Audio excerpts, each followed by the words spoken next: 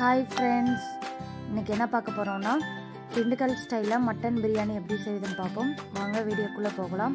தேவையான அளவு பார்த்துப்போம். 1 டீஸ்பூன் அளவுக்கு சின்ன ஜீரகம், 1 டீஸ்பூன் அளவுக்கு பெருஞ்சீரகம், 1 டீஸ்பூன் அளவுக்கு பெப்பர், அது கூடவே 3 இலை எடுத்திருக்கேன், கல்பாசி கொஞ்சம், அது கூடவே 6 ஏலக்காய், 2 பூ, 1 டீஸ்பூன் அளவுக்கு மல்லி, 6 கிராம் எடுத்திருக்கேன், அது கூடவே 2 பட்டை எடுத்துக்கோங்க. தேவையான அளவு ஒரு 15 பல்ல அளவுக்கு முந்திரி எடுத்துருக்காங்க. இதை மிக்சி சாரில் சேர்த்துக்கலாம். இதை நல்லா பொடியாக அரைச்சி எடுத்து வச்சுக்கோங்க, தண்ணி விடாத.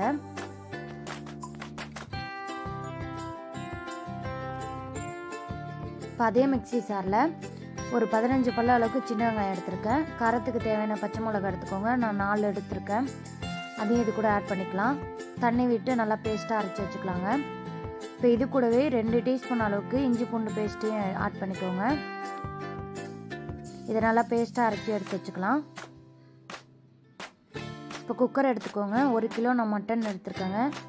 நல்லா வாஷ் பண்ணி அதையும் இது கூட ஆட் பண்ணிக்கலாம்.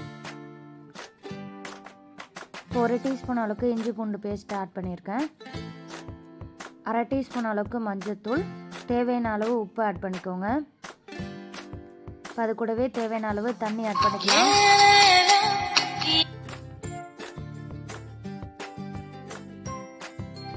ஒரு 6 விசில் விட்டு நம்ம ஸ்டவ் ஆஃப் பண்ணிடலாம். இப்போ நான் ஜீரக சம்பா ரைஸ் தாங்க எடுத்திருக்கேன், 3 கிளாஸ். அதையும் தண்ணியில் ஊற வச்சிடலாம். ஒரு பேன் எடுத்துக்கோங்க.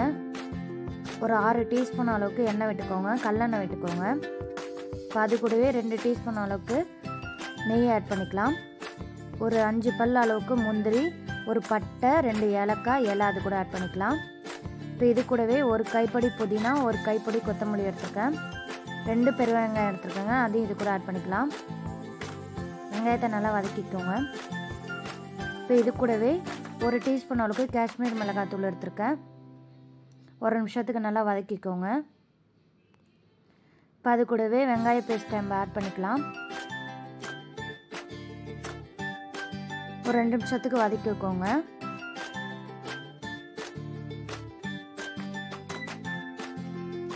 இது கூடவே அரைச்சி வச்ச மசாலாவையும் ஆட் பண்ணிக்கலாம்.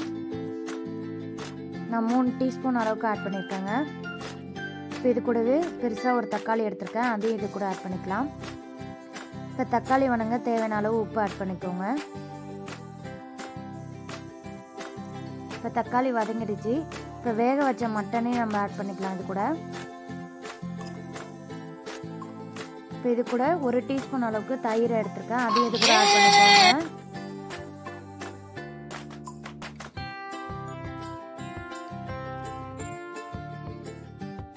இப்போ ஒரு 5 நிமிஷம் மூடி வச்சிடலாம்.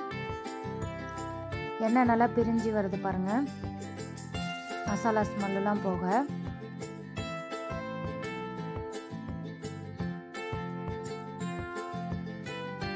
இப்போ வேக வச்ச தண்ணியை நம்ம ஆட் பண்ணிக்கலாம்.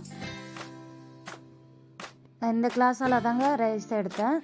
1 கிளாஸுக்கு 1.5 கிளாஸ் நான் தண்ணி எடுத்துருக்கேங்க. இப்போ தேவையான அளவு உப்பு ஆட் பண்ணிக்கலாம். இப்போ 2 நிமிஷம் கழிச்சு நல்லா கொதிக்குது பாருங்கள். நம்ம ஊற வச்ச ரைஸை நல்லா வாஷ் பண்ணிவிட்டு நம்ம ஆட் பண்ணிக்கலாம்.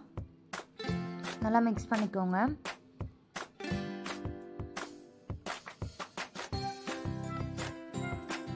இப்போ 10 நிமிஷத்துக்கு நம்ம மூடி வச்சிடலாம்.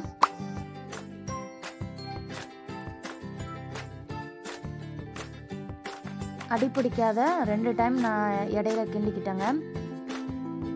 ரைஸ் உடையக்கூடாது, மெதுவாக நம்ம கிண்டணும். இப்போ தம்மு போட்டுடலாம்.